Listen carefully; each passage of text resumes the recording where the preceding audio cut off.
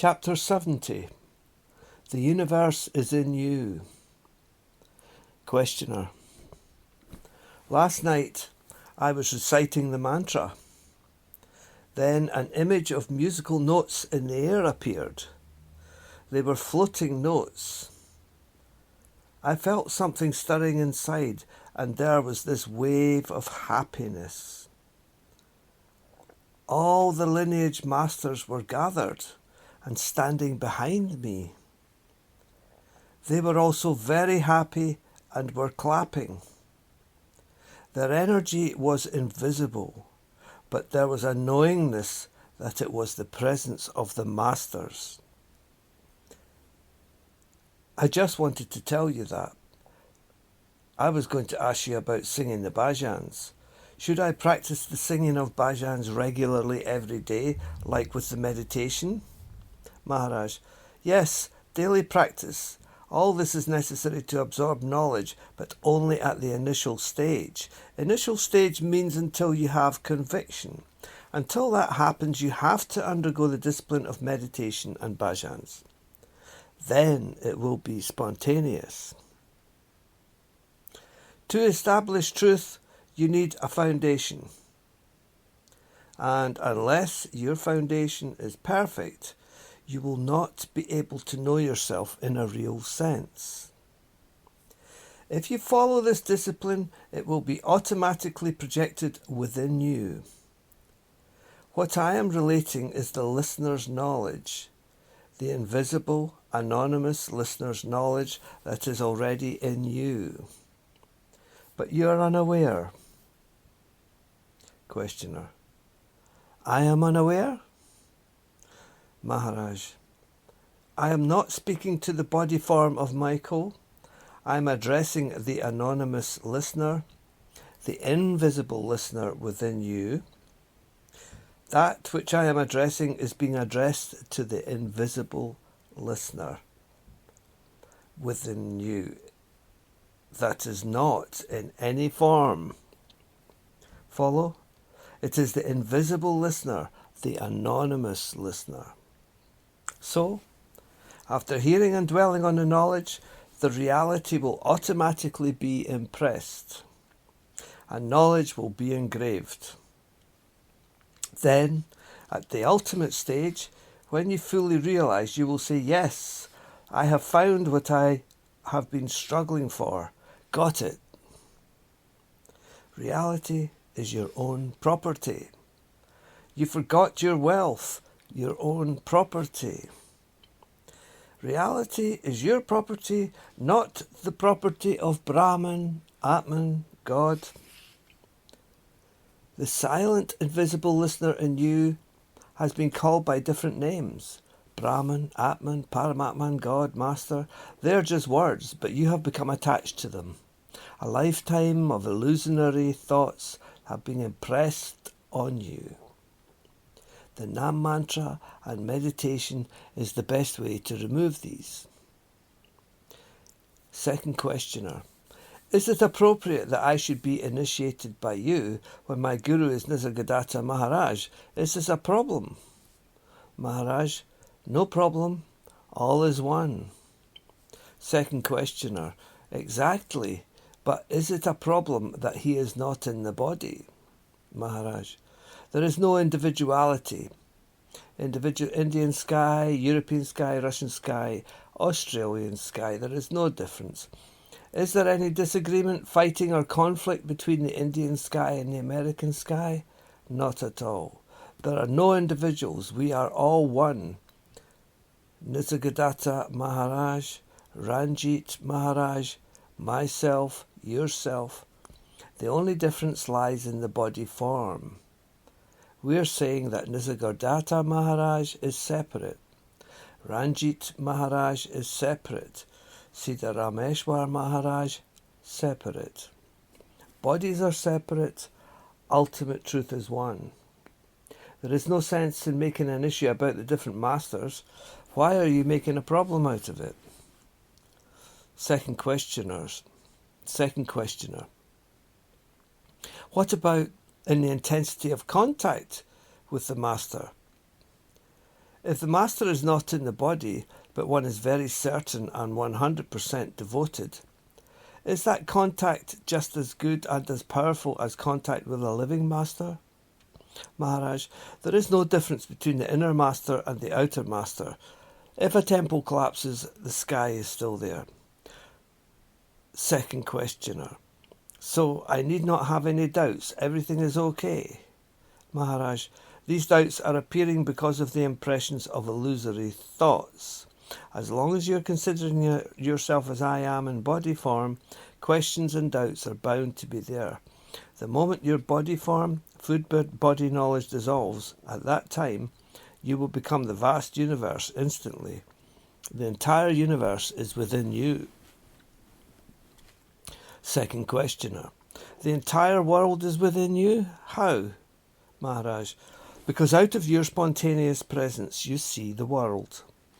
Out of your presence you see the world. The moment that presence disappears, all this disappears. You're discriminating between a living master and a non-living master. Where does it all go? What happened to it? Claps his hands. We are measuring ourselves in this body form. It is illusion. It is not going to remain constant, but spirit will not go anywhere. If a house collapses, the sky does not go anywhere, because it is formless. You are formless. Again, I am repeating the same thing. To have this conviction, you have to undergo this discipline. There is no conviction because you have strong faith in the body form, the body feeling. Even though you say, I am Brahman, the body feeling is still there. Conviction is not to be had or found with the body or in the body. It is spontaneous. Second questioner. So strict discipline is needed to that point of absolute conviction? Maharaj, absolutely. Second questioner. Build that absolute conviction that I am not the body. Maharaj, spontaneous, absolute conviction. Spontaneous. Second questioner. Will it happen alone by itself? Maharaj, not intellectually, not mentally. Second questioner. The conviction is not mental, but it is something spontaneous. I don't understand. It comes somehow? Maharaj, it's like you accepted this body as a man's body. You're a man. Once you knew of the body, you started to think that you're a man. You don't say, I'm a woman, because you have the conviction that you're a man. Similarly, the Master says you're ultimate truth. You're Brahman, but you're not accepting it because of body form impressions. Unless the body form dissolves, you will not be able to know yourself in a real sense. We are sleeping in a dream world. See yourself in a dream as a man or a woman. As long as you consider yourself to be somebody else, all knowledge will be meaningless. This body is an opportunity for spiritual life, spiritual happiness. Happiness is being lost. Your spontaneous presence is unidentified, anonymous, invisible identity. Presence is there, but not in any form, not in this form. Second questioner. And what does it mean when Nisargadatta says, the first concept in the feeling is the feeling I am? Is it something that originates or started at the moment of conception of a human body? Maharaj, correct. The moment spirit clicked with the body, the moment that spirit clicked with the body, you could see the world. Prior to that, no concepts were there. Where were the concepts? Prior to birth, no concepts were there. No illusion was there, no gods, no Brahman, no Atman. All these polished words, they're very fine words, but there were no words prior to beingness. All these talks and words are inviting the attention of your spontaneous presence. Reciting the mantra does the same. Second questioner. So during the meditation when I use the mantra, am I stopping the mind? Maharaj, there is no mind. How many times do I have to tell you? Mind is just the flow of thoughts. After practicing the mantra, reciting the mantra, you will forget your external identity. What remains is just, say, again, remember, these are just words, not reality. I am, without words, without feelings, without any witness. Ultimately, everything disappears. The witness, witnesser, experience, experiencer, everything, including I am. Second questioner. Even though I have read Nisargadatta Maharaj and studied the books, it is very different from being in your presence and listening to these teachings. Maharaj, your base is supposed to be strong. You need base knowledge, strong foundations. Meditation will make your foundation very strong. A boiling process takes place through meditation. All the concepts will be boiled. The moment your foundation is strong, it will be very easy to build an entire building upon it. If the foundation is weak, then all the knowledge you have will just collapse. Second questioner. Because there are too many cracks, too many attractions in the world. Maharaj, there are 3 types of attraction: publicity, power, money, and sex. You have to leave of all temptation and entertainment behind. You have to leave all temptation and entertainment behind.